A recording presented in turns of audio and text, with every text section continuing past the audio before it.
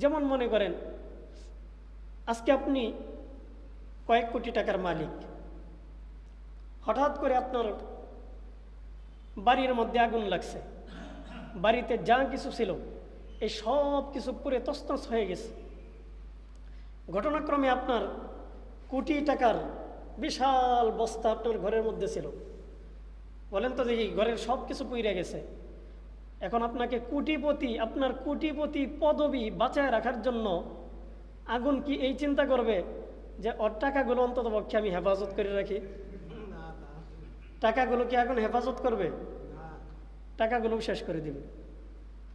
তাহলে আপনি কোটিপতি হতে পারেন, নিমেষের মধ্যে আগুনের দ্বারা আপনার সম্পদ পুড়ে যাইতে পারে, অথবা অন্য যে কোনো পদ্ধতিতে আপনার সম্পদটা শেষ হয়ে যাইতে পারে। আল্লাহ পাক রব্বুল আলামিন চাইলে তো পারেন যে কোনো ধরনের বালা মুসিবত যেটা আপনার উপর আসার কথা ছিল, আল্লাহ তাআলা চাইলেই আপনার এই যাকাত প্রদানের এই পুণ্যবান কাজের কারণে আপনার ওই বালা মুসিবতটা দূর করে দিতে পারেন। পারেন কি পারেন না?